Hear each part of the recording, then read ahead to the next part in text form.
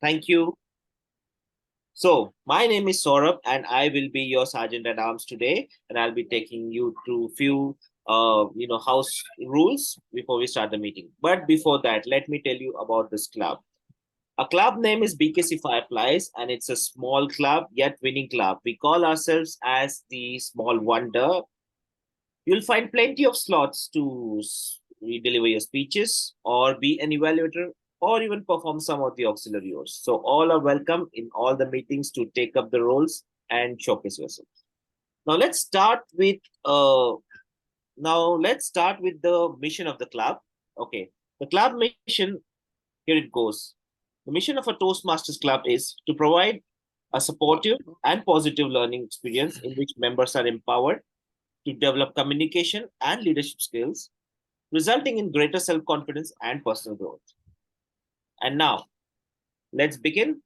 Before I hand over the session to our presiding officer, let me lay down a few house rules. First of all, keep yourself on mute if you're not speaking, so it does not disturb our speaker. Try to be on the video as far as possible.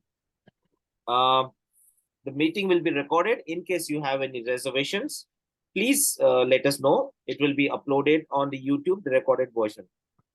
I request you to refrain from talking about sex, politics, and religion in your speeches or otherwise. And that's it. Let's begin. And I hand over the meeting to our presiding officer, who is also a club president, Sai Ramchandran. Thank you very, very much, Acting Sergeant at Arms and the Club Secretary, Toastmaster Saurabh Patil, Dr. Toastmaster Saurabh Patil.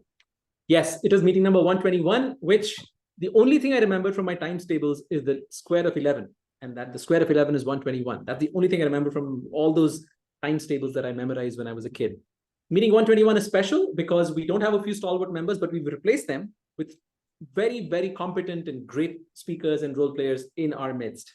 We have people joining us from all over the world, or at least one country on the other side of the world, that is Canada. We have people joining from different parts of the country. For example, I myself am located in Bangalore for now. I mean, now, not for now, now. Though obviously the heart of the club, the base of the club is still BKC, it's still Mumbai. And it's always a pleasure to join you every first, third, and fifth Thursday of the month at a BKC Fireflies meeting. The Sergeant at Arms missed mentioning, if you have a role to play, please do edit your name so it includes the role that you're playing. For example, I'm the presiding officer for now, but I'm also the speaker number one. So once I'm done with this role, I'll be replacing my name and say I'll put speaker one in the beginning. If you have any role to play, timer, GE, table topics master, please put it in the beginning so it's easier to sort and easier to visually catch what role people are playing. That'll make life much simpler for all of us. What is happening in the world of BKC Fireflies and in the world of Toastmasters? The world of Toastmasters is changing. The end of September marks the end of one of the 6-month cycles for Toastmasters, which for us in BKC Fireflies means that quite a few of our members will be exiting BKC Fireflies. The count in our WhatsApp groups will go down. The footfalls in meetings might reduce a little bit. But these are people who've outgrown Toastmasters, who've been with us for a good number of years, good number of meetings. They've showcased what they can do after all the evolution and growth as speakers. We wish them well. For example, our Super Saturday trainer last week was Toastmaster Vyoma Rao, who was the immediate past president of this club. She will be exiting BKC Fireflies, and we wish her well. We wish all our members who are soon to be former members very, very well in their Toastmasters journey, in their life journey going forward. And they always have a home in BKC Fireflies, and they have a place in our hearts as a club. The next thing that is coming up in the world of Toastmasters is contest season. Contest season means that you have the opportunity to pit your wits against others in the club to begin with. And as you win in successive layers and successful levels, you will be competing against winners from other clubs until you culminate in at least a district contest, which is the contest of the winners of all the levels prior to that at the district level, which for now District 98 encompasses 3 states. You will be in that space. There are 2 types of contests being held this time: the ISC and the evaluation contest. The ISC is the International Speech Contest, and that is the only contest that Toastmasters organizes, which goes beyond the district level into the regional and then the global level. which means that if the speech that you start with could be the winning speech, the ticket to take you to the big stage, where you are competing with speakers from all over the world, become the world champion of public speaking, which is a dream for a lot of us. And we're hoping at some point BKC Fireflies can plant its flag on the world stage as well. But there is a little bit of a criteria to be a participant in the international speech contest. If you have a pathway, you're already on your way to meeting that criteria. You need to be a member in good standing, which means you need to be signed up for Toastmasters for at least, which covers the entire contest season. And you need to have finished at least level 2 of your pathway. So choosing your pathway is step 1 of that. Choose your pathway and start giving speeches. And the minute you finish your second level, you will be eligible to participate in the club's ISC, the International Speech Contest. And then you can win, and then somehow we'll scrounge around the money to send you. If you win at the global level, the regional level, we'll scrounge around the money to send you on a trip to wherever the conference is going to be held next year. The second contest is the evaluation speech contest, where speakers listen to a target speaker and are expected to evaluate that target speaker, giving them commendations on what they did well and recommendations on what they could have done better. There are no qualification criteria for the evaluation contest except to be a member in good standing, which means that they need to be a paid up member of Toastmasters until the end of the contest season, until their life in the contest. So if you reach the district finals, then you will need to be a paid up member until the district finals are completed and you're done. So that's the only requirement. You need to be a paid up member of Toastmasters until the end of the contest. And if you get disqualified before that, you're out. And the club has no recourse after that. But all that stuff is not important. The important thing is you're learning, you're growing, and a great way to find out how much you've grown is to go up against somebody else who's also growing with you and see how you fare in that contest. So I'm excited. And the point of contact for BKC Fireflies for the contest season is our Vice President of Education, who happens to be this woman. Let me add her to the spotlight for one quick second. Sandhya Krishnan. She's the Vice President of Education at BKC Fireflies, and she is your point of contact for anything related to contests. If you need speaking slots, please do reach out to her. We'll be able to arrange speaking slots for you and other clubs so that you can finish your levels and be eligible to compete at the club level, and after which you can proceed to the next levels. What else do I have up my sleeve? I have an interesting Toastmaster session coming up for you. But before I do that, let me quickly announce that we have one more thing that we have in store for our club members this Saturday and the following Saturday. That this Saturday, we have 2 events happening for BKC Fireflies members. One is the orientation for new members who've joined BKC Fireflies in the month of August. Their orientation is going to be in the morning of Saturday, from 11 to 12 p.m. to 11 a.m. to 12 p.m. And in the evening, we will be having our 4th and penultimate Super September session, which is on storytelling. We have an experienced Toastmaster who she's the only trainer who's not from BKC Fireflies, who has graciously accepted to be our trainer for tomorrow for that session of storytelling. And her speeches are great. Her sessions promise to be equally great. And I'm inviting all of you at BKC Fireflies to attend and show your support and get some learnings in. For people who are not BKC Fireflies members, we do have a small fee attached to attending any Super September sessions. The fee is rupees 150 if you are not a member of BKC Fireflies. And if you happen to figure out what Zoom link to use, you can just join in for free. Nobody's going to ask you. And if you just want to watch the recordings later on, those recordings will be posted on YouTube at the end of Super September, which is sometime in early October. We'll put all the sessions from all the Super September meeting sessions that have happened from the start of September. September 2nd was a session on active listening. September 9th was a session on vocal variety.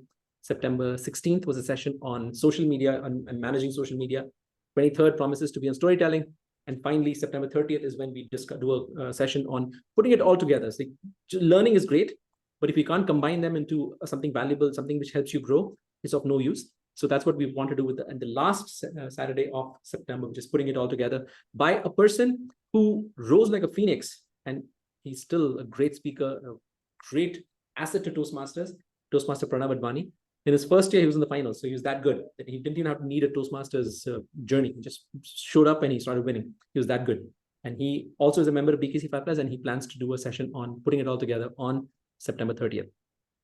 That said, I declare the meeting open. It's 6:40. And with that, I have the great privilege and honor of inviting our Toastmaster of the day, Toastmaster Sandhya, who happens to be a social scientist, but she clearly dabbles a little bit in a topic which was a surprise to me when I saw it. What's your Raashi? Over to you, Toastmaster Sandhya, to take it forward. Thank you very much, Presiding Officer Toastmaster Sai. I opened the newspaper today, and the third page of it read, "Today, the universe is encouraging you to tap into your creativity and embrace your unique self. Believe in yourself and let your light shine." Now, I want to ask how many of you in this room are Aquarians? Is there any Aquarian in the room? I don't see any hands raised. Okay, so I think this the light shining and tapping into the creativity and embracing my unique self applies only to me, unfortunately, Aquarians. That's the horoscope that I read for myself today. And that's why I'm here, embracing my unique self, exploring my creativity, and being the Toastmaster of the day for today. Good evening, fellow Toastmasters and guests. Well, we may or may not believe in astrology, in zodiac signs, or what we also call as Raashi in Hindi. But I'm sure that most of us here are guilty of being curious and reading that column in the daily newspaper, which tells us about our horoscope. Even if you don't read it daily, maybe at the beginning of the year, at least I do this, we are all curious to know what the upcoming year has in store for us. This curiosity in human beings about what the future holds for us is so important, and that is why all of us are so interested in astrology. And I repeat, irrespective of whether we actually believe in it or not, we do have that innate curiosity to know what is in store for us today, tomorrow, the coming week, the next year, and so on. Now, even if you are a person who says that, nah, I am not the person who reads, I have never read a column by Bijan Daruwala or anyone in the same profession as him. No, no, no, I don't do that. I don't believe in astrology. I don't believe in numerology. I don't believe in anything as such. And I don't look at that column at all in the daily newspaper. Even then, at some point in time, I'm sure that all of us have encountered something related to astrology. It could be that it could be as soon as, let's say, the time that we were born. Our parents might have been curious and asked the pundits to tell, oh, please, can you just, look at my child's horoscope and tell me what is in store for him or her in the future. Parents might be curious. Or it might be a little later in life when you are getting hitched. Yes, matching horoscopes of partners is something that is not very uncommon, at least in our country. Or it could be before you start a business or before you start basically a new phase in your life. That is when most of us come across astrology. Now, when astrology is so ubiquitous in our lives, why not know a little bit more about what really is astrology? What are its origins? Why do we need something called the science of astrology? How did it come into being? And finally, should we actually believe in this science? Is this really a science or not? That again is a question that we might want to ask. So these are the questions that we will be answering, we will ponder upon in today's meeting. Now, but before we do that, let me tell you what the format of today's meeting will look like. Any Toastmasters meeting is divided into 3 sections. The first section is devoted to prepared speeches, where we have 2 excellent speakers today who will be delivering their speeches that we have prepared in advance. The second session is the table topics session, where we have a wonderful table topics master who will be giving us topics that we will need to think on our feet and then talk for a couple of minutes. Finally, the third session will be on evaluation, where we have experienced evaluators giving their feedback on the speeches that the prepared speakers gave. We will also have a general evaluator who will take care of that session and will also evaluate the meeting in general. So that's the format of any Toastmasters meeting. But before we get into these three sections, it is very, very important to also introduce the three key role players of any Toastmasters meeting who will help us with very important things in general in life and also in any Toastmasters meeting. These are people who will tell us how well we are doing on time. These are people who will tell us how well are we using our language. And there is somebody who will tell us, are you stopping too much? Are you using too many crutch words and so on? This is what we call the tag team in any Toastmasters meeting. Timer, our counter, and grammarian. And let me introduce you to each of them in reverse order. So I would like to first call upon the grammarian for today's day. He is a Leo by birth, but he says that he does not have any opinion on astrology.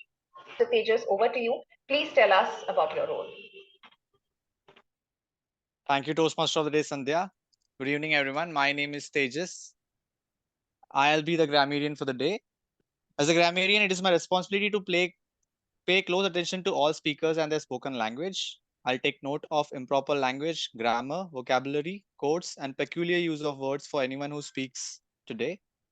For today's session, the word of the day is esoteric. It's an adjective. Its definition is intended for or understood by only a small number of people with a specialized knowledge or interest. An example would be, you could say that astrology is an esoteric field of study. The phrase of the day is thank one's lucky stars. It means to be grateful or to feel fortunate. An example would be, I thank my lucky stars that I found Toastmasters. A little bit about the origin of the word of the day and the phrase of the day. Esoteric as an adjective or as a word was first used in a different form by writer Ben Jonson in 1599.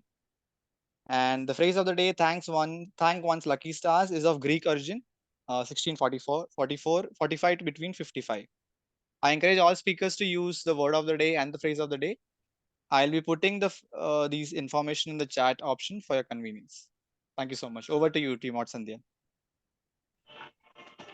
Thank you very much, Toastmaster Tejas, for that lovely introduction and for giving us the word of the day and phrase of the day. I would encourage all of you to kindly use those words while you are speaking in today's meeting. Our next role player, and I want somebody in the room to guess what zodiac sign she might be from. The symbol of her zodiac sign is a half man, half horse. Can anyone guess what is her sign? Centaur. Anybody an expert on zodiac? Sorry, Sai? Centaur. I don't know what sign it is. So, Oh, it's a half man, half horse. Yeah, but what zodiac sign does that belong to? Come on, come on. You can unmute yourself and speak. Is it a Nobody? Taurus? Nobody? No, it's not a Taurus. I am actually so happy that I am talking about the theme that is so esoteric, like Tejas rightly said. It's Sagittarius. It is Sagittarius. That's correct. It is indeed Sagittarius. Thank you. So the R counter of our day today is a Sagittarian, but she is a non-believer in astrology, just like a grammarian, and she feels that she is the one who is responsible for her life, and it's not the stars that are responsible for her life. A point well taken, Toastmaster Tanuja. Over to you. Very good evening, everyone. We don't need astrology to say that I'm going to check everyone's and all the short pauses, all the long pauses. So be mindful while you're speaking. Over to you, Toastmaster Sandhya. Thank you very much, Toastmaster Tanuja, for that short and sweet description of your role. I would now like to call upon the third important role player, and she is the timer for today's day. She again belongs to the fire sign, just like Toastmaster Tejas. She is also a Leo. But unlike the grammarian and the accountant, she truly believes in the science of astrology. In fact, 13 years ago, she met an astrologer who predicted a few things about her life. And some of those things have actually happened in her life. So whenever one of those predictions actually happen, she always goes back in time 13 years ago, thinking about that astrologer. Toastmasters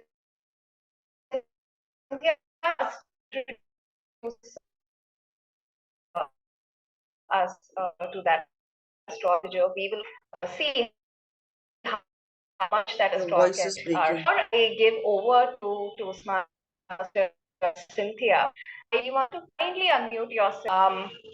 Let me.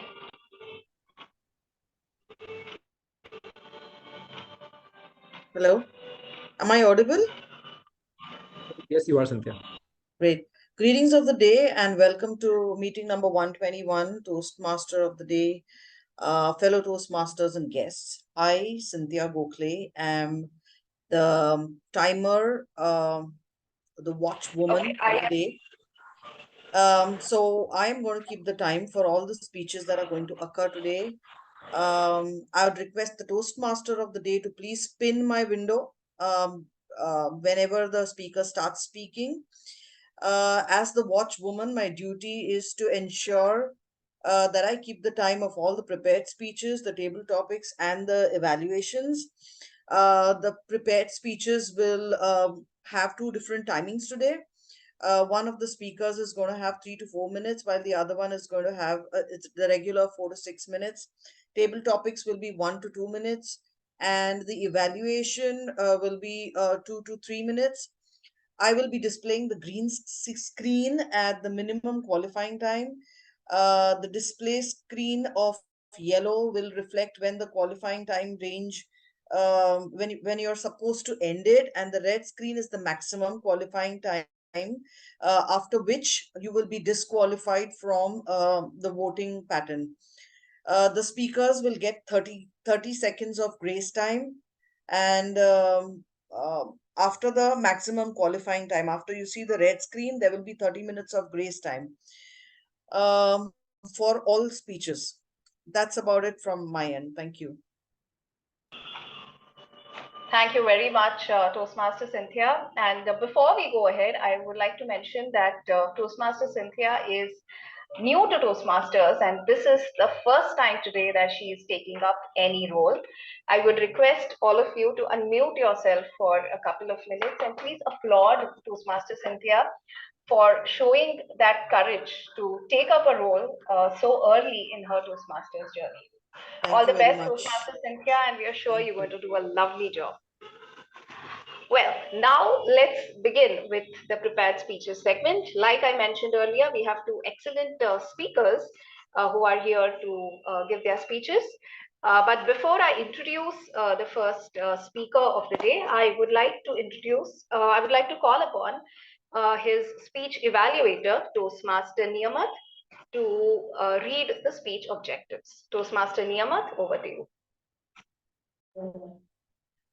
Thank you, Toastmaster Sandhya. Am I clearly audible? Yes. I know there's some disturbance in the background. Yeah, there is some background disturbance, yes, but we can hear you. Okay, all right, great. Okay, so Toastmaster side will be delivering a speech which will be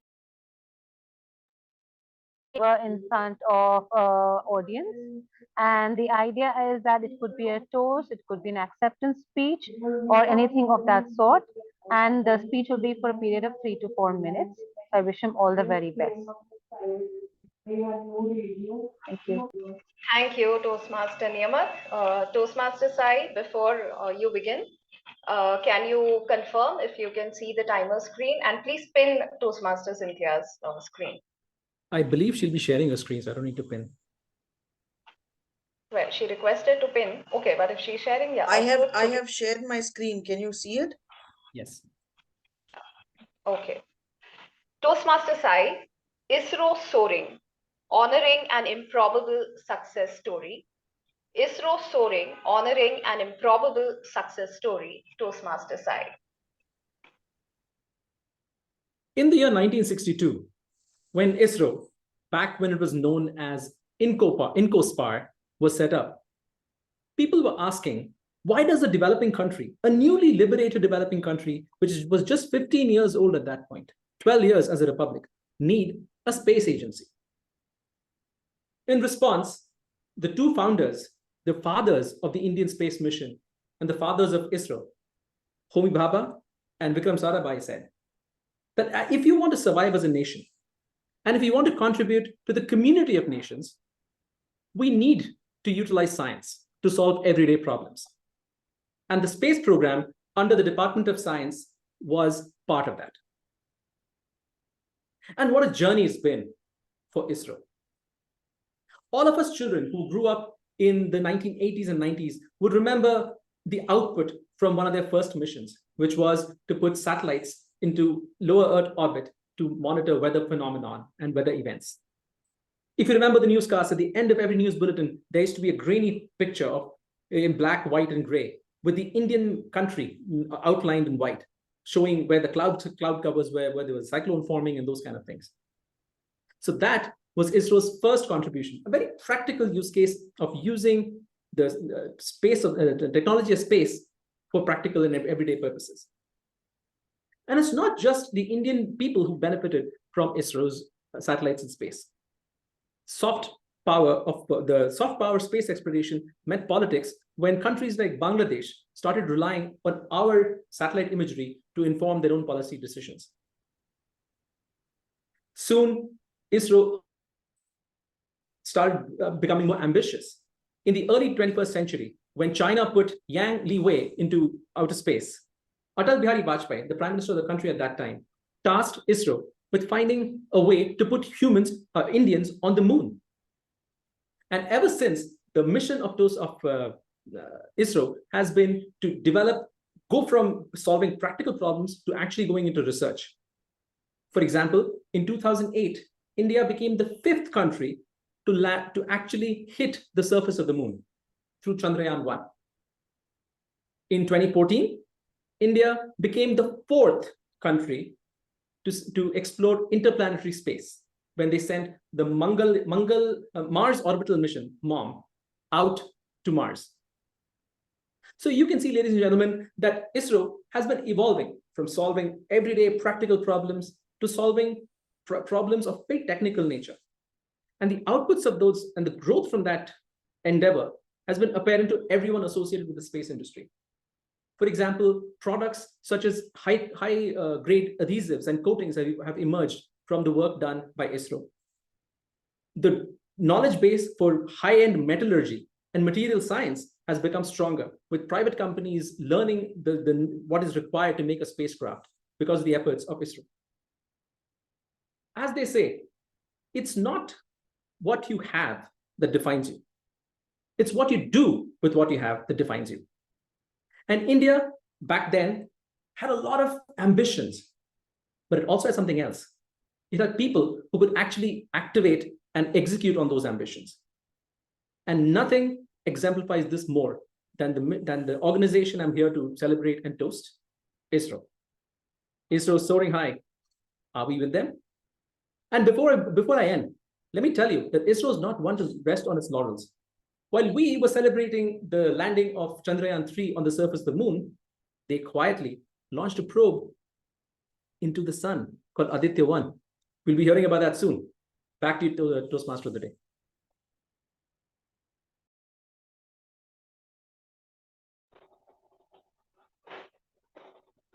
Thank you very much, Toastmaster Sai, for that lovely toast. Indeed, it was a proud moment for all of us to witness India soaring to such heights. Now, I would like to call upon the second speaker for the day. But before I call him, I would like to call upon his speech evaluator, distinguished Toastmaster Avinash. Toastmaster Avinash, over to you. Thank you, Madam Toastmaster. The speaker is attempting Inspire Your Audience project from level 3, and it's the second elective.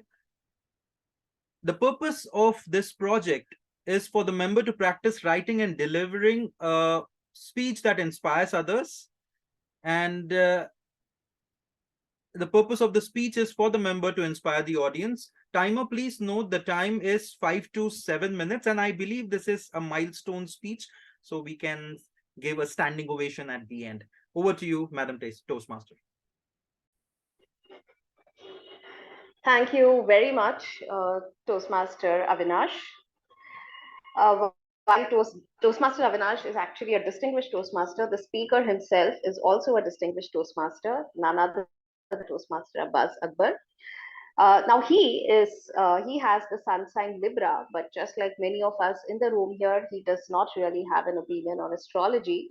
But he does have an opinion on opinions, and he thinks that one less opinion is a good thing. So he likes to have no opinion on astrology. Well, that's distinguished Toastmaster Abbas. Toastmaster Abbas, can you please confirm if you can see the timer screen? Madam Toastmaster, I can, but I have a small request. If Yes, Madam please. Timer does not share the screen and just put it on chat for me, I'm okay with that. Okay, Toastmaster Cynthia, can you do that? Thank you so much. Thank you. Distinguished Toastmaster Abbas, laundry room. Laundry room, distinguished Toastmaster Abbas.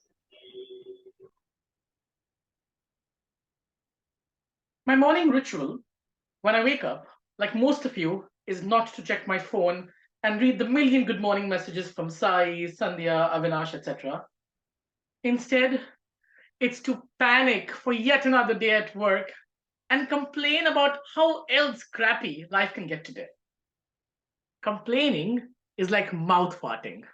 And like any other farting, I'm okay to hear my own, but I don't want to hear anyone else's. Madam believer of astrology, fellow farters, I mean complainers, and friends. I love complaining.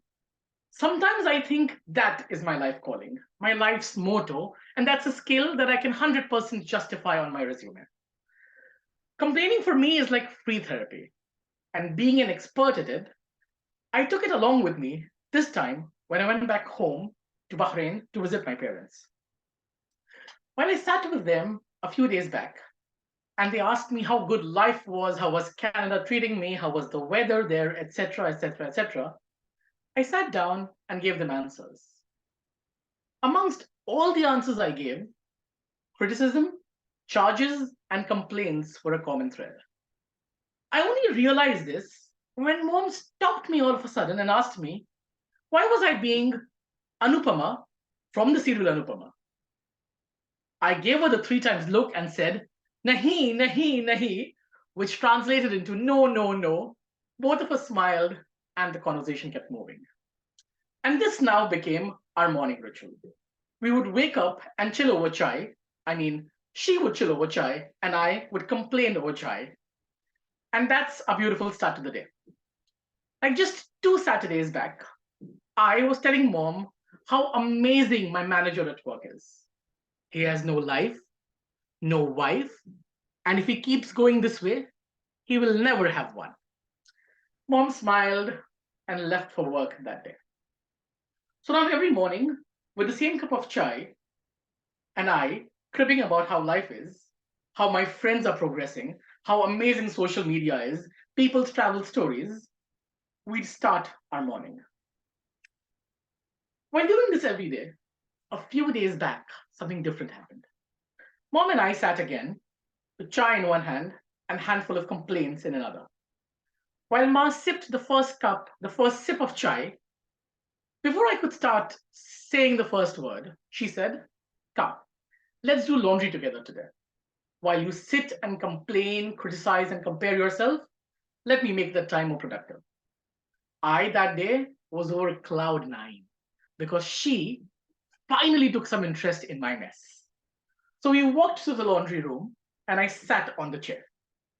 Ma stood near the washing machine, and before I could start, she quickly asked me to put the dirty laundry in the washing machine. She then switched the water tap on and asked me to put a scoopful of detergent in the washing machine. She then added a little bit of fabric softener and finally shut the door. The machine was now doing its job, and I was doing mine. Or rather, I wanted to do mine, that is, of tripping. But this time, before I could start, Mom said, "Be quiet and let's just sit here." Let's just sit in the laundry room made no sense to me. But chai anywhere makes sense. So both of us sat quiet for approximately an hour till the time the machine took to complete its cycle. In roughly an hour, the machine stopped. Mom removed the clothes, and the smell of freshly done laundry made me smile. While I asked Mom that if she wanted help with putting the laundry to dry, she calmly, with all her love, patted on my head and said, "Abbas, this is life. Life is a washing machine, and we all go through it every day. We run the cycle where the clothes are our day-to-day chores, the water is our numerous problems, obstacles, and difficulties. The detergent that you put is our complaints with life that sometimes are a little bit less or a little bit high. And the fabric softener that I put at the end are those small moments of happiness that helps pull us through the day. And when the cycle or the grind ends, we are much cleaner, crisper, and calmer people." Now, this is not an analogy that I was hearing for the first time, but that day, made all the sense to me in the world. While I sat and complained about everything and anything, Mom helped me realize that we are all different people in our own unique way. And that's true with all of us, including my workaholic manager. Friends, since then, since that Saturday, I have started making a conscious attempt on complaining less and taking things as they are at their face value. Now I understand that we are all different, and when I complain about somebody else, I first ask myself a question in my head: am I perfect? And that is something that I humbly ask all of us today. Are you perfect? Are you perfect? And are you perfect? Ladies and gentlemen, remember the question that we always asked our friends or our parents about the glass being half full or the grass being greener on one side? The truth is, the glass and the grass is always as it is. What matters is how each of us looks at it. Folks, today, let's promise. Let's promise to ourselves that before we judge someone else, let's walk a while in their shoes. Before we criticize about something, we look at different ways of solving the cues. When the world is harsh and makes everything look gloom, let's not complain and just visit our own laundry room. When do you intend to visit your laundry room, Madam Astrologer?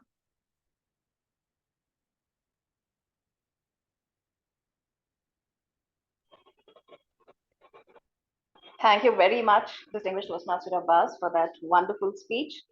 I would now like to call upon the timer, Toastmaster Sandhya, to give us the time taken by the two speakers. The time taken by Toastmaster Sai was 4 minutes and 5 seconds, and the time taken by Toastmaster Abbas was 6 minutes and 49 seconds. So both of them qualify. That's excellent. Thank you, Toastmaster Sandhya, for that report. Well, coming back to zodiac signs, and like I promised in the beginning, we will be here talking about the history of astrology and zodiac signs, and then come to and reflect on whether these are important at all in our lives. Talking about the history of astrology and zodiac signs, astrology is, of course, a much wider science or pseudoscience, whatever you might want to call it, while zodiac is something more specific. Now, the word zodiac, as most words that we use, has a Greek origin and it means animal. And that is the reason why you will find that the symbols that represent each of the zodiac signs have an animal component to it. It's because zodiac itself means, the origin itself means an animal. Now, the zodiac basically represents a belt-shaped region in the sky. Now, the origin of the zodiac way of looking at astrology came not from India, if you might think that, but the origin comes from Babylonia. It originated in Babylonian astrology, and each sign was named after a constellation that the sun moved through while crossing the sky. Now, the 360-degree orbit that the sun took around the sky was then divided into 12 signs of 30 degrees each. And that is why you have the 12 different zodiac signs. Now, the origin of this sign happened on the first day of spring, which represents the Aries zodiac. So that's how the Aries, or the start, the first day of spring, in the first century BC, that's when the zodiac actually started. The first day of spring represents the first day of Aries, and then with each 30-degree interval followed the other 11 zodiac signs. But over the centuries, what happened was the orbit, the position of these constellations shifted slightly. Now, somebody had to correct for these shifts, and that is where the Indian or the Hindu astrology, astronomy came into being. So, the Hindu astrology corrects for these differences in the measurements of the constellations that the zodiac type of astrology started off with. But of course, it's not just the Babylonian or the zodiac signs or the Hindu astrology that are the different forms of astrology. Astrology, like you might know, is also very popular in the Chinese and Tibetan cultures. But what is the difference between the Chinese and the Hindu astrology and the Babylonian astrology? The difference is that the Babylonian astrology, like we said, is basically represents the constellation of the sun. The Hindu astrology corrects for the shift in the movements. The Chinese astrology is not based on zodiac signs at all, whereas it is based on the entire sky. The details of these are, of course, beyond this one meeting, but that is just a fact that you might want to know, that the underlying science behind the Chinese astrology is slightly different from the Hindu astrology and the zodiac signs. So that basically some information about the origins of the zodiac. We will continue to talk more about this in the next segment. But before that, I would like to introduce our next role player for the meeting, and that is for the next session of the meeting, which is the table topics segment. Now, the table topic segment is again going to be taken over by another Leo. We have just too many Leos in this meeting room. It's none other than Toastmaster Sunil Shingane. He is not formally a member of BKC Fireflies, but the rate at which he's been attending BKC Fireflies meeting, I think we can call him an honorary member of BKC Fireflies. Toastmaster Sunil, over to you.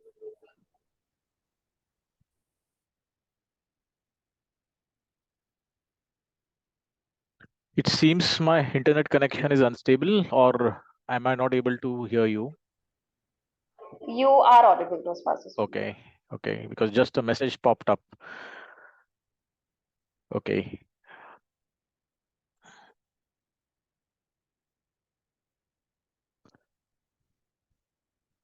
So should I start? Hello? Yes, please start. Yeah. So good evening, fellow Toastmasters and all the wonderful guests. And thank you, Toastmaster, for the day, for at least being esoteric for me. I don't know about others.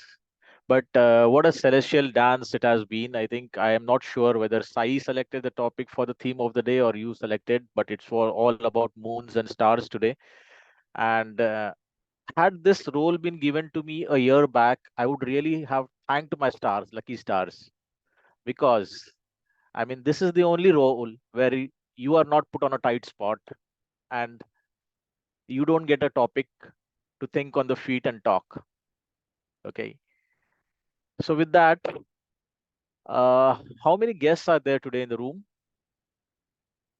Any I don't, guests? I don't believe we have any guests. All everybody Okay. here. Okay, so I think most of you know the drill. I'll just cut it short. This will be about you have to speak for 2 minutes, 30 minutes grace on upside and downside will be there. 1 minute green, 1.5 minutes yellow, and 2 minutes red. So you know the drill. You have to listen first. You have to think, organize, deliver, and see that you manage your time well. Right? I encourage you to use the word of the day today and possibly the phrase of the day today so that we use it to the maximum time. So with that, I call upon for volunteers. Any volunteers?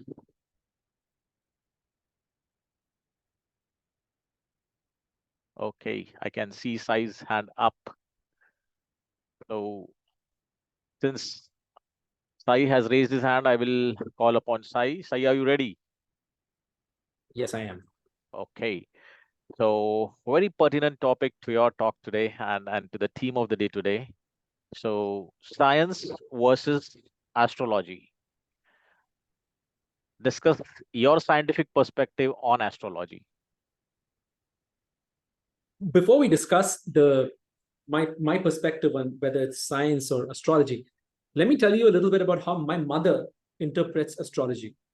She thinks astrology, though it might not have a basis in everyday life, like every aspect of your life being governed by the movement of stars from afar, don't really have any basis in reality for her either. But she does believe that there is something out there.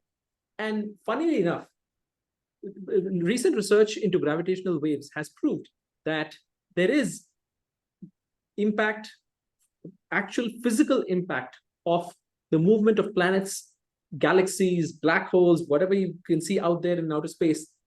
Their movements, their warping of the space-time continuum has ripple effects all the way down on Earth, which is to say that my mother was right. And I think most people who are looking for some scientific basis for believing in astrology can take this to the bank with them, that yes, the movement of the planets does affect us in very minuscule ways, in negligible, fleeting ways, but it's there. Our bodies are experiencing the movement of galaxies billions of light years and billions of kilometers away. We are experiencing it. We just don't know about it. And why does it matter? It matters because at that scale, we're talking about nanometers of movement of the space time, and that's the scale at which quantum particles also operate. So it could be, who knows, we never know, that your quantum particles are being affected by the movement of the stars all the way out there somewhere in Sagittarius. And the funny thing is that we still don't know how quantum particles affect our day-to-day life. We know that they pop in and out of existence, and there is a lot of physics behind understanding quantum gravity and quantum mechanics. The notion that when you observe something, its behavior changes is real, and we might be experiencing it. Who knows? Even consciousness is sometimes assumed to be a quantum phenomenon emergent into the human world. So I wouldn't be too surprised if at some point we discovered that the movement of the planets does have an impact on our day-to-day life in some minuscule way. Maybe some small thing pops up in our head, some thought comes in our head because the movement of some star somewhere out there. That's all I have when it comes to science and astrology. I don't believe in it, but I think it's not impossible. Back to you, Table Topics Master. Thank you, Sai. I think quite a few esoteric things that you just could manage in that brink of time. And hats off to you for that. Who will be next now? Any volunteers? Yeah, Mahesh. I could see Mahesh raise his hand. So Mahesh, are you ready? You're not audible, Mahesh.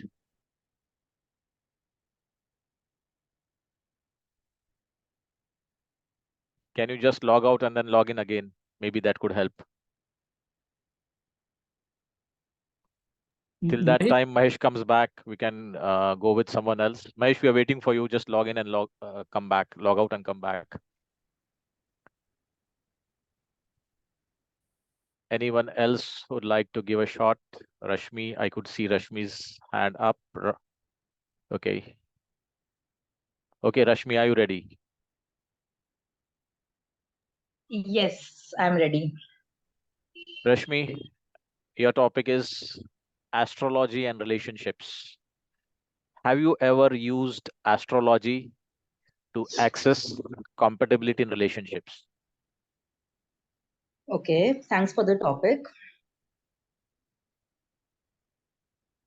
So it's a very interesting topic, astrology. I can start now, right? Right, sure, go ahead.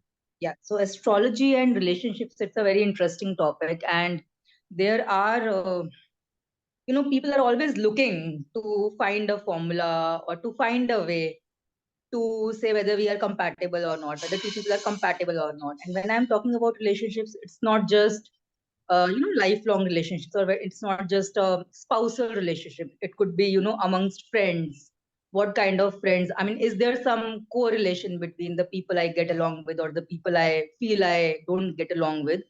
And there are multiple ways to evaluate the same. Some people do a comparison through astrology. Other people, being in HR, I also see at times here the psychometric test side of it. How do you deal with various kind of people? What kind of personalities do you gel with? Is there some correlation with the psychometric tests or not? So if I speak about astrology personally, so I don't essentially believe in astrology. However, I definitely find it entertaining to say, on a at times when I have nothing to do or when I'm going through the newspaper, I don't mind going through my horoscope. But does that mean I believe in it? Not really. And again, in the similar tone, at times I may have looked at to say which are the zodiac signs which are more compatible with my zodiac sign, and which are the zodiac signs theoretically which probably are not so compatible, and probably have tried to see whether it is true when it comes to my relationships in life. So I think it's a very interesting topic, so to say, whether how much of it is based on science, how much of it is based on art, or how much of it is just make believe. That is something which we will continue to discuss. And like again, the same is true with when it comes to psychometric test. There is some truth to it, but it cannot be taken in isolation. It is an esoteric topic, And yeah, I definitely would like to thank my stars today to be in this room today. Thank you. Great. Thanks for using that word of the day, and thanks for fielding that topic very well. Who will go next?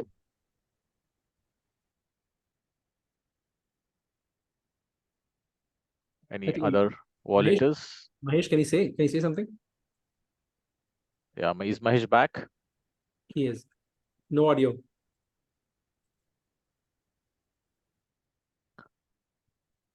Okay. Okay, so Mahesh is still struggling with some technical glitch there. Anyone else would like to take a shot? I can see Manoj. Yeah. So Manoj, are you ready? Yes. Okay. So Manoj, yeah, topic is talent versus hard work. Talent versus hard work. Over to you, Manoj.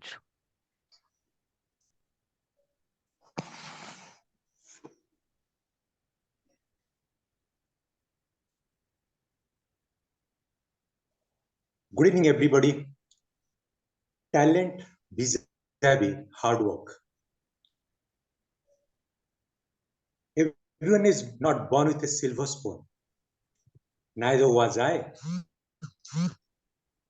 But hard work always pays. And hard work gives us experience, and that experience becomes a bliss that becomes the knowledge, and over the years, that becomes distilled into become wisdom that we can also pass it on to the next generation. And this, like I've seen in my own life, I've failed a lot of times. I've embraced failures. I failed in my class 12th exam, didn't study properly. My father told me, you are fit enough to open a chai shop in the street corner. Of course, that time we didn't have a prime minister who, from becoming a chai wala, he climbed the ladders to become the prime minister. Now we had a president who used to distribute newspapers. So hard work does pay. It has been seen in lives of numerous individuals that whenever we do hard work, whenever we put in effort, it pays. Initial days I did while away my time, but as I grew up, became a bit conscious of what I'm doing with my life, I did put in effort. And nowadays, now I'm quite a successful individual, and my father is also proud of me, who told me once, you are fit enough to either open a pawn shop or a tea shop in a street corner. So friends, once you put in hard work, as I told earlier, you gain wisdom and you can pass it on to your next generation the way I'm doing now. Thank you. Great. Thanks. Thanks, Manoj, for your inputs or your views on this topic. Anyone else? We have a few people joined just now. Seema joined just now. We can ask her. Yeah, Seema, I think Melvin has also just joined just now. So Seema, Melvin, anyone like to take a shot? I would have liked to, but I've got a back throat, so sorry. Okay. You are having one of those lucky days. The lucky stars are shining on you. I just joined. I don't know what you are asking about. So Seema, this is table topics going on. You will be given one topic. You will have to speak Yeah, for. Pardon? okay. Yeah. Okay, I'll do that. You're ready. You are aware of the drill, right? Yeah. I'm a Toastmaster. Okay, that's great.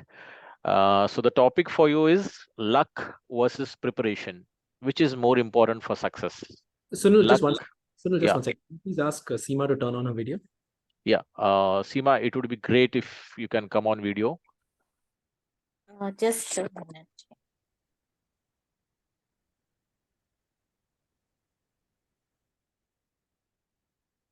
Yes. Why don't I see you? Okay, here I go. Yeah. So Seema, your topic is luck versus preparation. Luck versus preparation. Which is more important for success?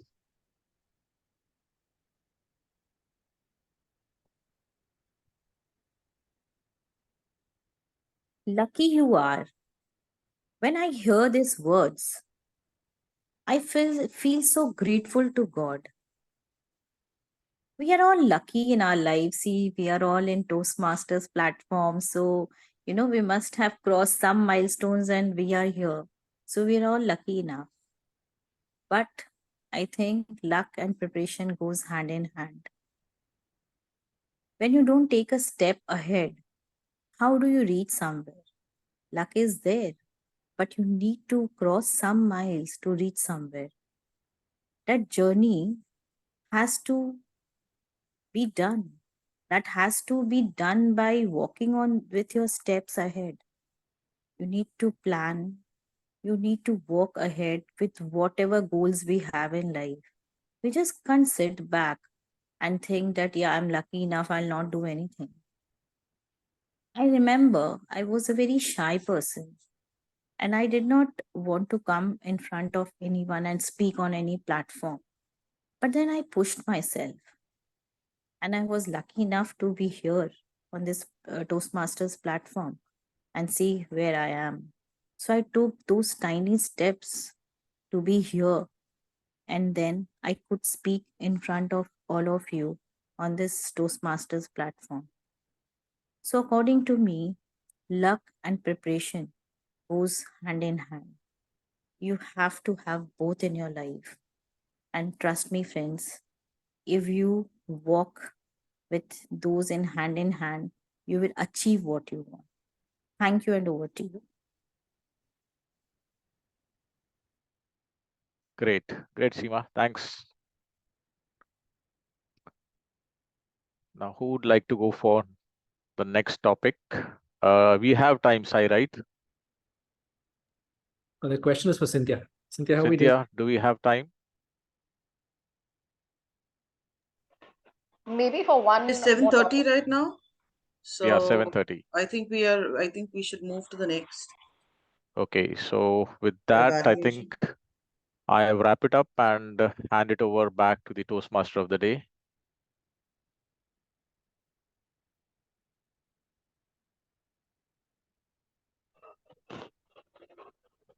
Thank you very much.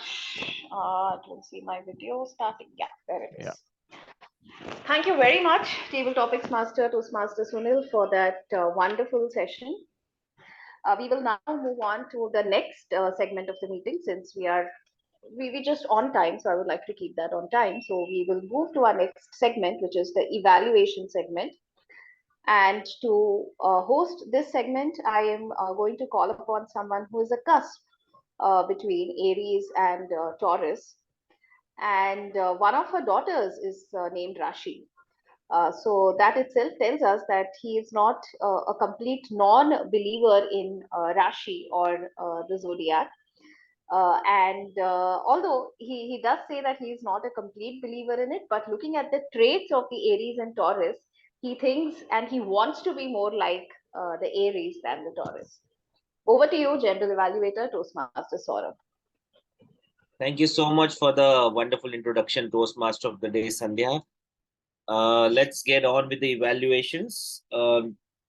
We had 2 prepared speeches and we had table topics master session.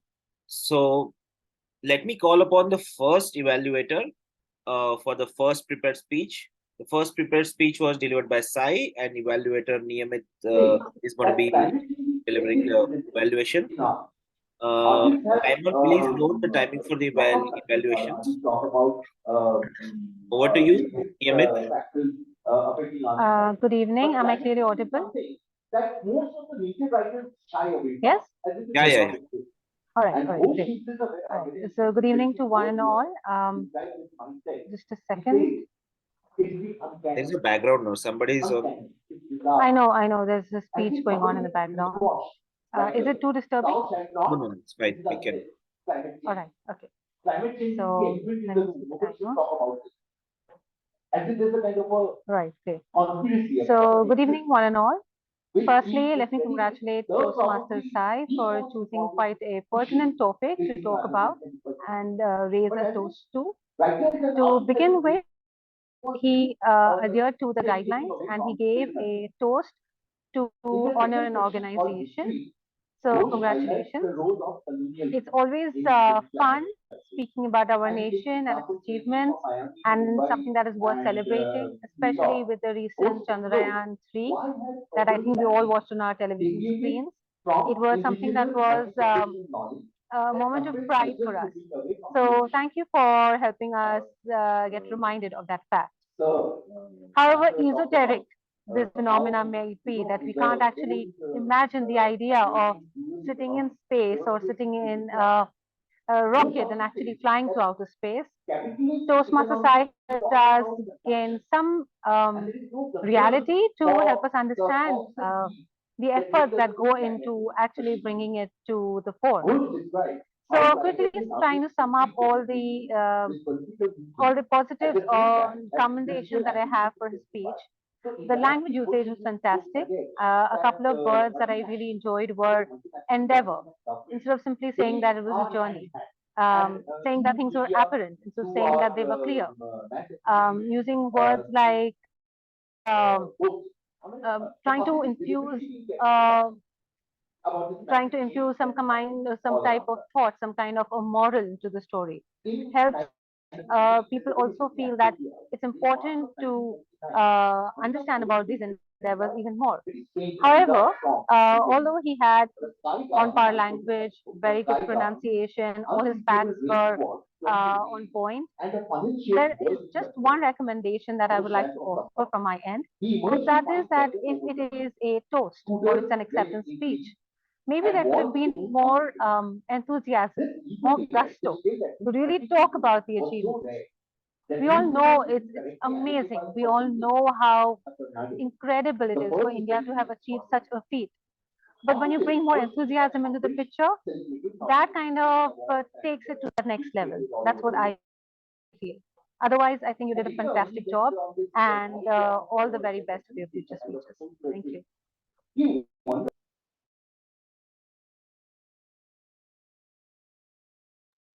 Thank you so much, Niyamat, for the evaluation. Now we move on to our second evaluation for a second prepared speech. Let me call upon DTM Amina Singh to provide his evaluation for the prepared speech given by Abbas Akbar. Can you share the timer screen, please? Timer, can you share the screen, please, for timings?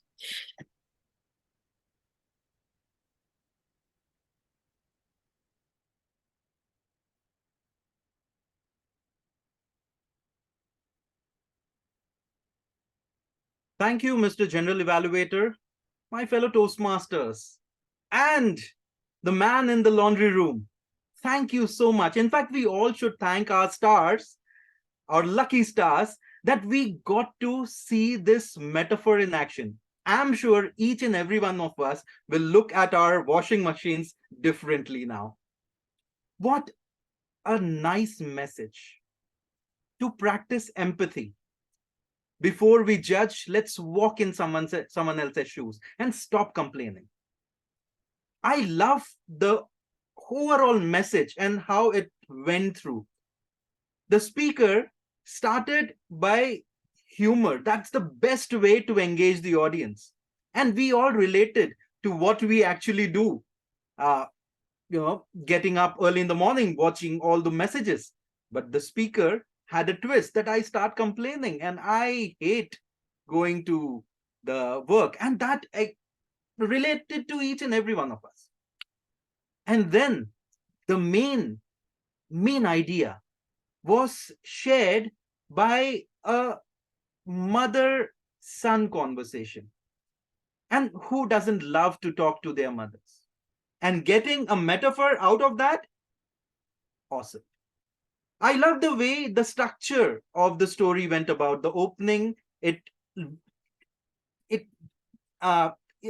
brought us into this particular thing of complaining, and then slowly giving the metaphor of how the washing machine works, and in life to life is a washing machine.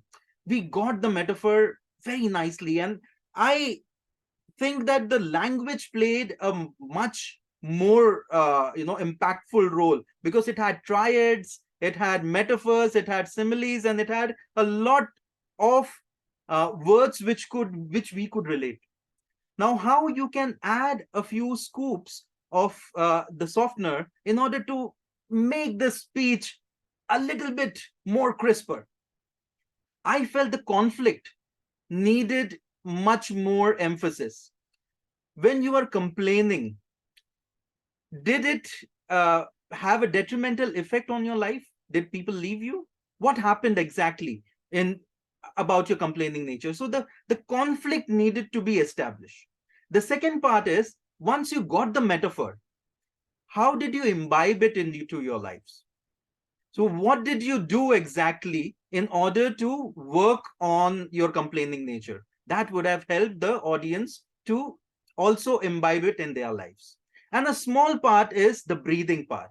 There were times where you had pauses at wrong places, which made you gasp for air.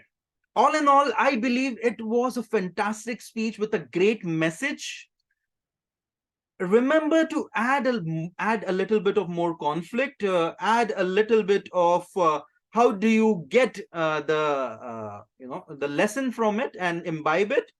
Keep the structure, humor, and everything, and I believe you will be giving us much more impactful speeches in the future. Thank you, and over to you. Thank you so much, Evaluator 2 DTM Avinash Singh. Now that we are done with the evaluations for the prepared speeches, let's move on to our auxiliary role players. Let me call upon the timer now to provide the timings for the evaluation and speeches. Over to you, timer, Cynthia. Thank you, General Evaluator. For the table topics, Toastmaster Sai took 2 minutes and 29 seconds. Toastmaster Rashmi took 2 minutes and 18 seconds. Toastmaster Manoj took 2 minutes and 12 seconds. Toastmaster Seema took 1 minute and 48 seconds, so they do qualify. As far as the evaluators are concerned, Toastmaster Niyamat took 2 minutes and 54 seconds, and Toastmaster Avinash took 3 minutes and 31 seconds. So I'm not very sure whether we want to give that leeway of a second to, that breathing space and just let him pass through. Leave it to the Toastmaster of the day or the general evaluator, whoever. Thank you so much, timer. Yeah. So now we move on to our next report by our counter Toastmaster Tanuja. Good evening, everyone. I'm going to now read the report. And it is obviously, we don't need an astrologer, but I really would like you to guess. I'm going to start with Sa and G, Toastmaster Saurabh. So as per your astronomy, what do you think? What is the report? I don't know, maybe some crutch words are repeated. Actually, I'm not going to count all hours, but quite a lot hours and 2 pauses, short pauses, and 2 long pauses. Filler words, so and. Again, I'm not going to count how many times you repeated that. Yes, that's all for you for now. Let's move on to President Sai Ramchandra. Can you guess what your stars saying today? I feel I had lots of double starts. I kept changing course in the middle of a sentence. A lot of that. Yes, again, not much of a hour though. 6, 7 hours. Small pauses, 7, 8. Long pauses, 3. Filler words, the quite a lot time. Again, I'm not going to count that. Now move on to next. Toastmaster of the day, Sandhya.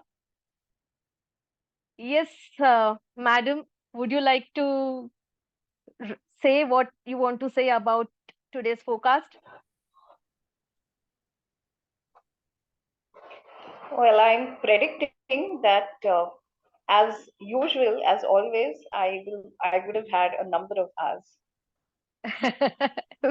Very well said. Yes, we are quite a lot hours. After a point, I have stopped marking them. Small pause 1, long pause, no long pause.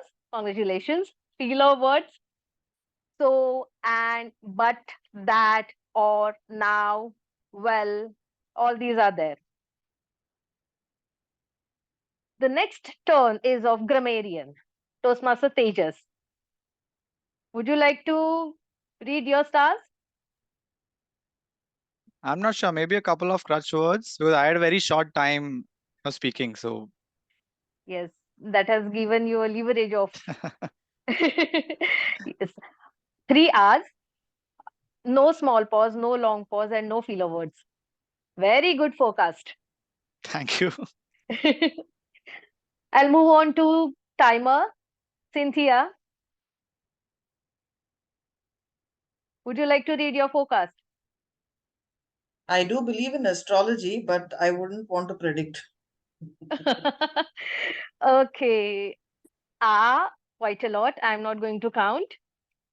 5, 6 are there. Small pauses, 2, 3 small pauses are there. Filler words are so and. Now, let's move on to evaluator first. So, evaluator, today I'm going to evaluate your speech. Toastmaster Niyamat, would you like to predict something? She's not in the meeting anymore. She's dropped off. Okay. Quite a lot and ums. No pauses though, and actually it was quite disturbing. I couldn't hear her clearly and consistency. That's there. And filler words and so. So the next evaluator, Avinash. I'm going to enjoy doing it a lot, Toastmaster Avinash. What is your prediction? Well, since you are enjoying, I would let you enjoy more, not keep you away from it. No. I really want you to, just say whatever is there in your mind. What do you think? I am not very sure. I still I am, thinking about a lot of things. Maybe I've used a lot of ahs and ums. Yes, because I've heard you quite a lot and I've never seen so many R's and Ums. But this time, yes, I did catch you. Quite a lot R's, short pauses, 3 short pauses, 1 long pause, and filler words, and the and then all these are filler words. Now let's come back to speaker. Speaker number 1, Toastmaster Sai. Would you like to predict your forecast? Bad. And even you were PO also, right? Yes. So it's the same. I think I made lots of double starts. No, actually, it's the same. Okay. Okay, so next speaker. Again, I'm going to enjoy with Toastmaster Abbas. Yes, Toastmaster Abbas, would you like to predict? You'll mute Abbas. Sorry? I'd like to predict only if you say that whatever I predict is correct. Okay. Yeah, so I think I was flawless. I was the worst job for you because there were no R's and no ums and no crutch words, and you loved my speech. Thank you very much. That's all. Yes, only small pauses were there. 3 small pauses and 1 big pause. That's all. You cracked that. Now, table topic master Sunil. Would you like to predict your forecast, sir? I will leave it to my lucky stars. Okay, and who's that? That's the phrase of the day. Yes. Don't ask me. Don't ask me now. I am your lucky star today, because I'm going to predict. Okay. Bring it on. Quite a lot as and no pauses in between though. Filler words. So I think so that and yeah, all these were filler words. For table topic speakers, I'm not going to ask because even we have time limit. Toastmaster Manoj, no R's and no ums. Small pauses 2, no long pauses, filler words, and that become like, so, but. Toastmaster Rashmi, 10 R's, 2 ums, no small pauses, no long pauses, filler words, so, and, I mean, the, but. Toastmaster Seema, no R's, no ums, no pauses at all, only filler words. So, but, and, I think, and then all these. That's all. So now you all know why I don't believe in astrology, because we create our life. Over to you, Toastmaster Sandhya.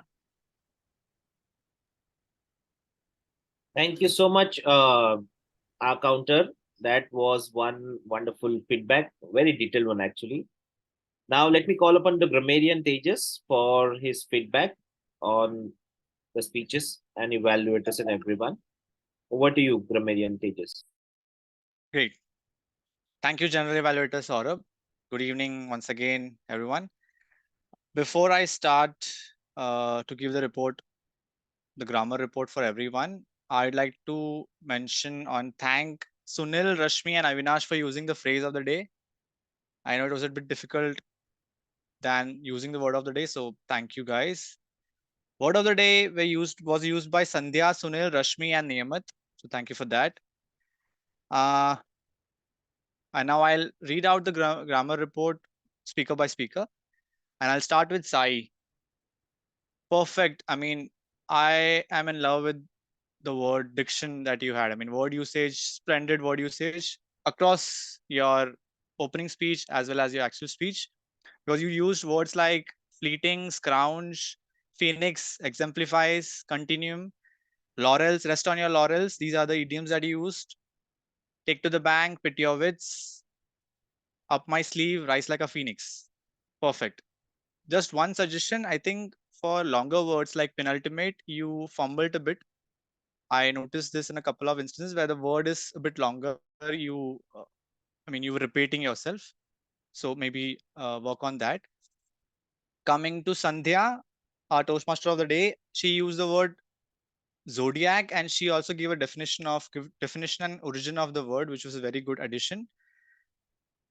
Yes, Sandhya, you mentioned in your speech, you said one of her instead of one of his at one point of time. So maybe I think there was a plural change there. So maybe work on that in your future speeches. Coming to Abbas, you asked if we were perfect or not, and I'm not sure about that, but your speech was perfect. I mean, the account has already given a flawless report, but even from a grammarian side, POV, it was perfect because there were no improper use of language as far as I'm concerned, and you used certain words that I would like to report. Common thread, morning ritual, workaholic, face value, walk in someone else's shoes. These were so fluent and these were used in a fluid manner that it was difficult for me to keep track of, and observe these words. So perfect. Next is Sunil. You used the words celestial, think on your feet, cut it short, and pertinent, and also take a shot. Good stuff. Almost clear language. Rashmi used the technical word psychometric. I would have loved if you had defined the word while using it. That would have helped a lot of people understand the word better. Coming to Manoj, great use of idioms. You used born with a silver spoon and while away, perfectly included in your table topic speech.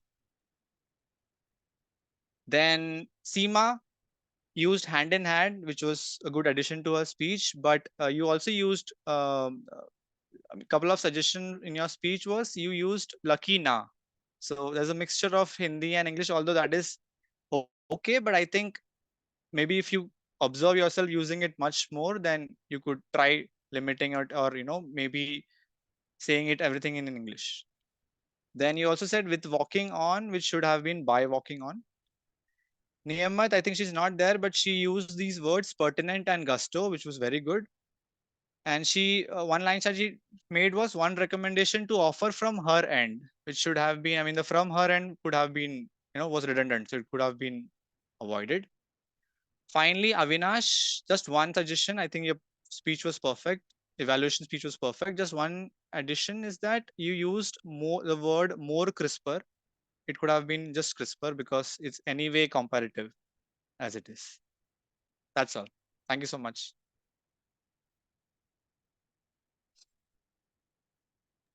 Thank you, Grammarian, for the detailed report. I think we are done with the evaluation and auxiliary role reports. So before I hand over this meeting to Toastmaster of the day, let me give you a few comments. Timer, please note the timing for my comment. That would be 2 to 3 minutes, although I won't be taking that long. But yeah, okay. So the meeting started on time. That's one good thing, and the setup was really good. We do have a lot of supporting and learning environment. I don't think we had any guests, so I think we could have introduced, but I don't think we had any guests today, is it? Correct. We didn't have any guests in the beginning. Okay, no problem. So that's fine. Good speeches by both the speakers. Very interesting and very good ideas. Quite intriguing. I would request the our counter to provide be mindful of the timings for the reports and make sure the reports the report delivery is crisp and within the time limit. Nothing else. I think everybody was pretty audible and the atmosphere was positive. Prepared speakers, they delivered a very good speech. I think we did meet the timeline for the meeting, and I think more or less we're on time. That's all from me. I wish to hand over the meeting to the Toastmaster of the day, Sandhya, to take over and lead forward. Toastmaster of the day, Sandhya. Over to you. Thank you very much, Gender Evaluator, Toastmaster Saurabh. Thank you very much, Gender Evaluator, Toastmaster Saurabh, for that very comprehensive and crisp report. Because we are running slightly behind time, I will also be very crisp in my closing comments. We have discussed about the origins and the history of the zodiac. The question that remains, of course, is should we really believe in it? Now, given that we want a scientific angle to it, let's discuss what science says about zodiac signs and about astrology. There is something called as the Mars effect, which was found by the French psychologist Michael Gauquelin. He found that there is a very high correlation between sports champions and their birth month. And this is called as the Mars effect because he found that most sports champions were born just after the planet Mars rises. So that says that the movement of the planet or the time of birth does determine the choice of your career. But fortunately or unfortunately, later on, scientists did not find any evidence for this study. And they in fact thought that, in fact, found that the sample was quite biased. So most science actually says that astrology and zodiac signs is actually what is called a pseudoscience. But having said this, although most of us would believe that, or at least we say that we do not believe in astrology, we do not admit to believe in astrology, like most people here in the meeting room said. But I'm yet to meet somebody who does not know their star sign. So what does that tell us about our belief in astrology? And before I hand over this meeting to our presiding officer, I would like to end this with the quote by none other than Mr. J.P. Morgan, who said that anyone can become a millionaire, but to become a billionaire, you need an astrologer. Over to you, presiding officer Sai. And I missed introducing him. And Sai believes that his stars are so well aligned that Shani has actually never entered his house yet. So, lucky presiding officer, Toastmaster Sai, over to you. Thank you very much. And it's time for us to help our club, meeting participants figure out how lucky they were in terms of our voting. So I'm going to launch the polls really quickly, and I'm going to ask everyone to vote regardless of whether you saw the entire meeting or not, because it's going to be hard for me to figure out who was there from the beginning, who was not. So just go ahead, vote, pick a name. If you don't like anybody, if you didn't see any of the speakers or participants, just pick a name, doesn't matter. And while that is happening, I am going to start calling on the people who joined a little bit late, but they came as guests. We had Seema joining, if she's still there. I don't know if Seema's still there. I don't see her. Let me maybe call Manoj. Manoj, are you there? Yes, I am here. Are you done voting?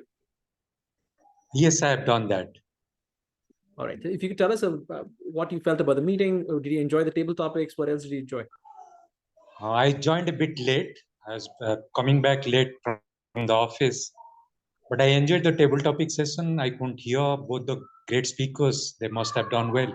What I could understand is by the evaluations, or else the reports of our counter, grammarian, They're quite detailed, and I like the way they went about, though they might have taken a bit more time, but it was quite enjoyable to listen to them, the way they conducted both these segments. Thank you.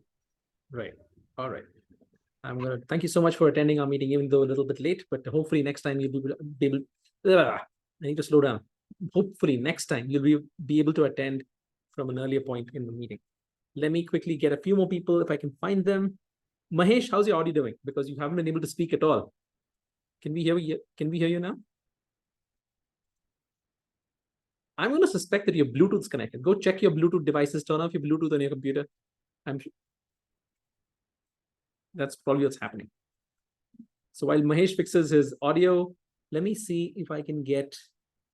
Rashmi got some speaking time, so I can defer her for later. Is there anybody? Tejas, you didn't get to speak openly. You were a grammarian. You had a role to play. So let me get you here and give you a table topic to do. How's that? Sure, sure. All right. Your job, Toastmaster Tejas, is to invent a new star sign and give us today's daily horoscope for that star sign. What name will you give it, and what is the prediction for today? 2 minutes. Okay, I think Centaur comes to my mind when you Am say. I supposed to keep the time? Hold on. Sorry. Let's do it the right way. Let's get Cynthia involved as well. Wow. Now I'm getting me nervous. I'm waiting. Oh, I think all the voting is done. We'll just finish with you and then we'll announce the results. Sure. Cynthia, can I see the video, the timer? Is that possible? Yeah, I can see it. Thank you. So Centaur is something that comes to my mind. I think someone already used the word Centaur while they were guessing one of Toastmaster of the Day, Sandhya's questions. I think Centaur is something that I'll go with. And I've always wondered why there are only 12 months, right? As a child. And I was thinking that maybe we could have a 13th month as well, right? Now, TMSI, you're telling me that if there was one more zodiac sign, then which one would be? I think I would title it Centaur because I just heard it and it seems like a name or title apt for a zodiac sign. And to provide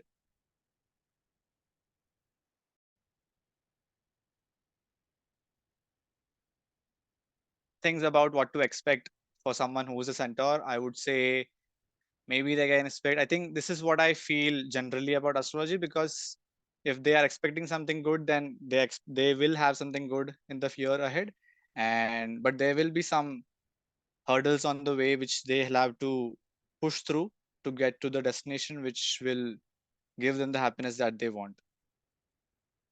And that's all. I think that's all I have. Thank you so much.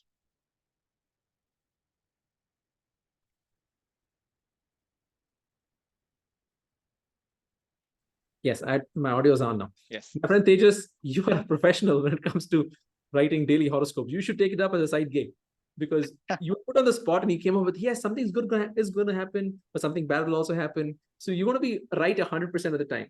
But this brings up a quote that is very popular in Toastmaster circles. If you think you can, or if you think you cannot, you're going to be right. So that sounds like something like that. You're going to have something good, something bad, everything's going to work out in some way or the other. Go ahead, live your life. But yeah, Centaur. But what I didn't ask you is, how are you going to pick which days of the calendar belong to the Centaur? I think we should do something like all the Sundays of the year belong to Centaurs. If you're born on a Sunday, you're a Centaur or something like that. I don't know. Just or maybe reduce the number of days, right? I mean, it's right now it's 30 days, roughly 30 days per zodiac sign, right? So maybe reduce it to 24 something, and then give some way for Centaur. Maybe, I don't know. Sure, why not? I mean, if you're going to create new rules, we might as well break every other rule. Yes. All the zodiac signs get a week. Centaur gets the rest of the year. It's 12 weeks for each individual zodiac, and Centaur gets the remaining 40 weeks. All right. So let me also bring. Oh yeah, and the polls. I need to announce that. I have some very good news for our best speaker for the evening. He got 10 votes out of 10, and that was Toastmaster Abbas. Great job, Toastmaster Abbas, on being chosen as the best speaker for the evening. I'm laughing about it because I got 0 votes, and this is making me happy for some reason. All right, congratulations. all the way from Canada. Good job. Right. Let me remove spotlight. Our best table topic speaker for the evening is Toastmaster Seema, who came right at the end, but then she's not there in the meeting anymore. So Toastmaster Seema was chosen as the best table topic speaker for the evening. Other strong contenders included Rashmi and Manoj. The primary role player has it in the stars. Sandhya was chosen as the best primary role player of the evening. And the best role player, auxiliary role player for the evening was grammarian Tejas for his work as the person choosing the word of the day, the phrase of the day. It was written in the stars. And it's an esoteric role, but he managed to do it really well. And the room thought that he deserves to be the best auxiliary role player. With that, the meeting is officially at a close. Our results have been announced. We have something coming up for BAC Fireflies members on Tuesday. Oh, sorry, not Tuesday. On Saturday. Please do come and encourage our new cohort. If you're a BKC Fireflies member, please do come. And Abbas, you're always a special invitee for BKC Fireflies. You were a charter member of the club. So anytime you want to come back, if you have nothing else going on, please do come and join us at BKC Fireflies for the orientation. Saturday evening is Super September. Videos will be put up at the end of September on YouTube. And this meeting's recording will also be uploaded on YouTube and shared with everyone soon. Do we have any last minute announcements or conversations that need to happen? Does anyone have anything interesting to say? I have something to say, Sai. Please go ahead. So this is my first virtual meeting, and I had a very different idea or assumption of how this will go on, but this was perfect, near perfect. I mean, the way it was handled, the way we are almost on time. I mean, I'm just, splendid work, everyone. Thank you very much, Tejas. That was very kind of you to say. And yes, online meetings are a little bit different. You always assume there's going to be a little boring, little uninteresting, with lots of glitches and technical issues. We've been lucky so far. Nobody had an internet outage, and unfortunately, apart from Mahesh, whose audio was not working. But other than that, everybody else was able to participate. Thanks, everyone. Have a great evening and good night.